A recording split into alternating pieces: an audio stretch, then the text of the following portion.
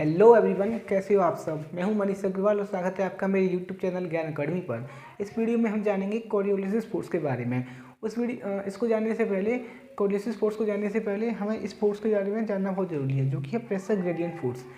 Pressure, जैसे कि हम जानते ही हैं कि जो हमारी जो विंड्स होती है फ्लो करती है हाई प्रेशर एरिया से लो प्रेशर एरिया। इसी को क्या कहते हैं, हम प्रेशर ग्रेडियंट फोर्स कहते हैं। डेफिनेशन देख लेते हैं। It is the change in pressure from one place to another place.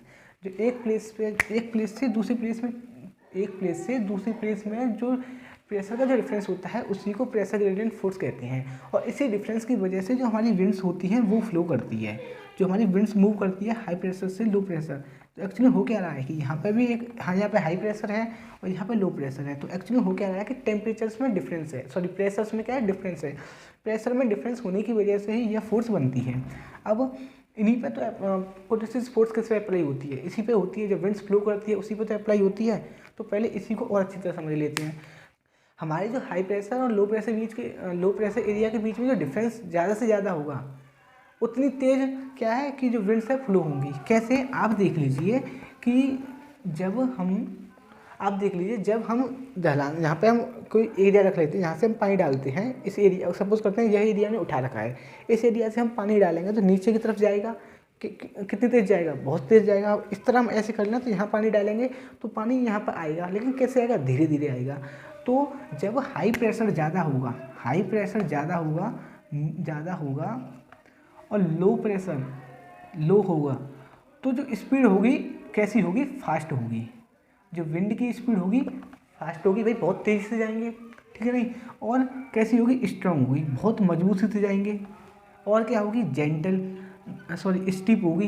कैसी होगी, स्टीप। क्योंकि आप देख लो बहुत ज़्यादा डिफरेंस है। तो मतलब ऐसे है, देखो ये हाथ है मेरा, ये बिल्कुल फ्लैट है, इस तरह हम रख देंगे बिल्कुल ऐसे, तो ये क्या है, स्टीप हो गया। और यहाँ पानी डालेंगे तो बहुत फास्ट जाएगा, स्ट्रॉन्ग मूवमेंट में जाएगा, पानी जाएगा नहीं जाएगा।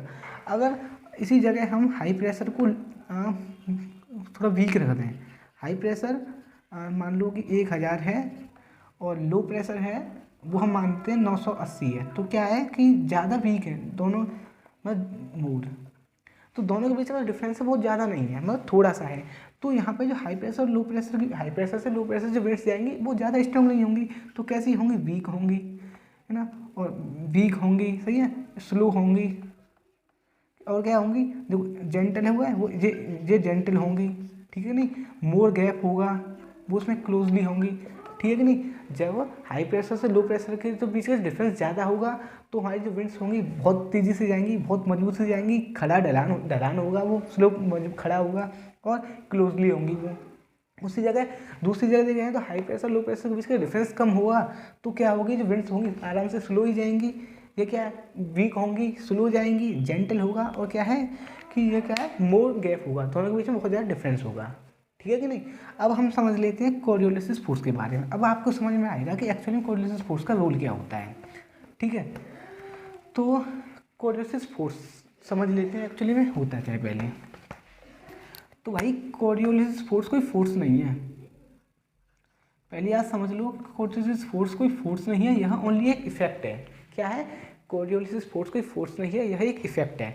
यह क्यों कोरियोलिसिस फोर्स हमारे अर्थ में क्यों आई, क्योंकि सर हमारा जो अर्थ है वो रोटेट करता है, और रोटेशन होने की वजह से क्या है, हमारी कोरियोलिसिस फोर्स है वो बनी है, वो आई है, ठीक है ना। किसकी वजह से आई है, due to the rotation of earth, due to the rotation of the earth, rotation of the earth. एक तो अर्थ हमारा रोटेट कर रहा है, इस वजह से आई है ये।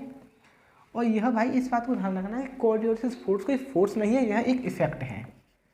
यह क्या है, एक इफेक्ट है। कोरियोलिसिस फोर्स एक इफेक्ट है। यह हमारी कोरियोलिसिस फोर्स किसी भी ऑब्जेक्ट को जो कि मूवमेंट करता है हमारे एटमॉस्फेयर उसको इफेक्ट करती है, लेकिन उसकी डायरेक्शन, उसकी स्पीड को इफेक्ट नहीं करती। नॉट इफेक्ट द स्पीड, उसकी जो स्पीड जो भी हो उसे इफेक्ट नहीं करेगी, बट उसकी डायरेक्शन को जरूर इफेक्ट करेगी। बट इफेक्ट द डायरेक्शन, लेकिन उसकी डायरेक्शन है उसको इफेक्ट करेगी। हमारी जो कोरियोलिसिस फोर्स है वो मैक्सिमम रहती है पोल्स पे, maximum at poles and minimum zero at equator. ऐसा क्यों? क्योंकि जो हमारी कोरियोलिसिस फोर्स है और एंगल ऑफ लैटिट्यूड है वो डायरेक्टली प्रोपोर्शनल होते हैं। जितना ज़्यादा एंगल ऑफ लैटिट्यूड होगा उतनी ज़्यादा कोरियोलिसिस फोर्स होगी।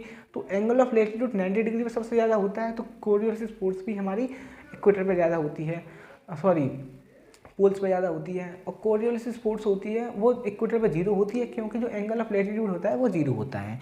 ठीक है, अब हमारी कोरियोलिसिस फोर्स वह सभी ऑब्जेक्ट्स को इफेक्ट करती है जो कि मोशन में होती हैं, जैसे कि हवा, जो विंड्स होती है उसको इफेक्ट करती है, हवाई जहाज वगैरह एरोप्लेन्स में चलते हैं उनको इफेक्ट करती है, चिड़िया वगैरह होती है इनको भी इफेक्ट करती है।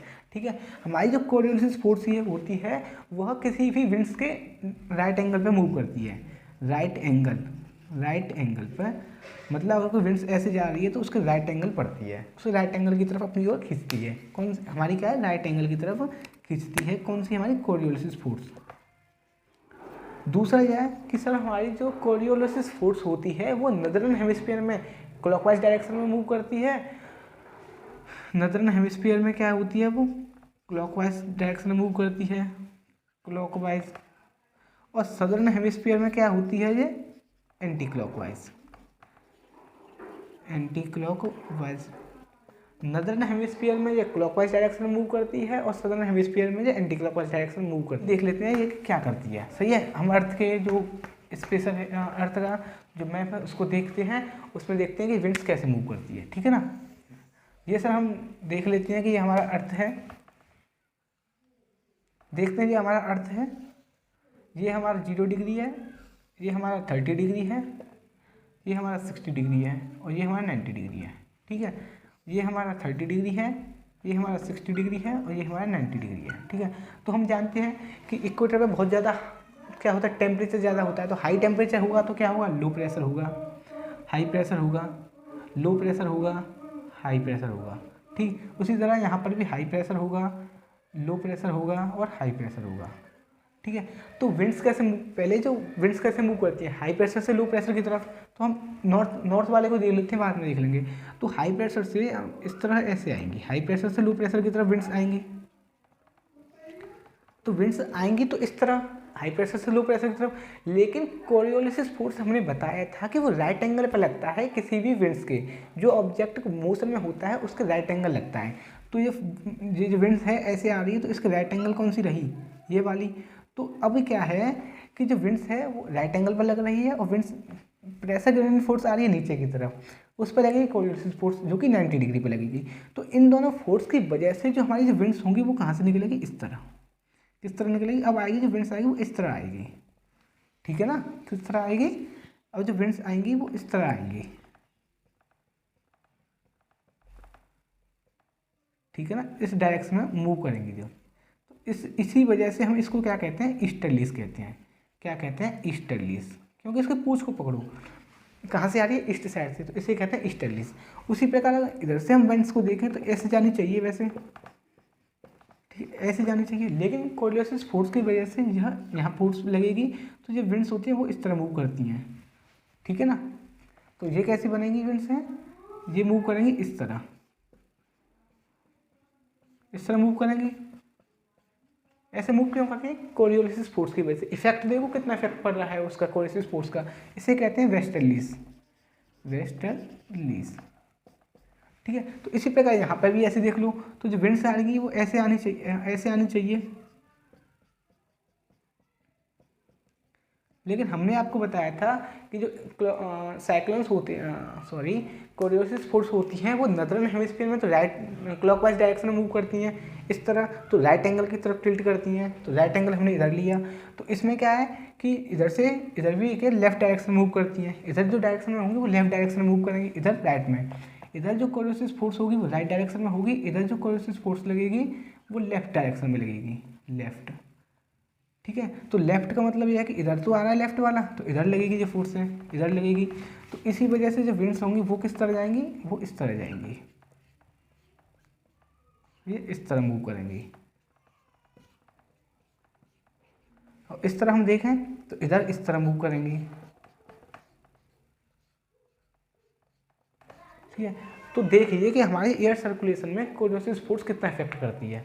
ठीक है, तो जो हमारी कोरियोलिसिस फोर्स में नदर्न हेमिस्फीयर क्लॉकवाइज डायरेक्शन में या राइट डायरेक्शन में मूव करती हैं और सदर्न हेमिस्फीयर में हमारी जो कॉन्वेक्स फोर्स होती है वो एंटी क्लॉकवाइज डायरेक्शन में या फिर कह सकते हैं लेफ्ट डायरेक्शन में मूव करती है। आशा करता हूँ आपको ये वीडियो अच्छी लगी होगी। वीडियो अच्छी लगी है तो लाइक कीजिए, शेयर कीजिए और चैनल सब्सक्राइब ना किया हो तो चैनल सब्सक्राइब कीजिए। मिलते हैं अगली वीडियो में, धन्यवाद।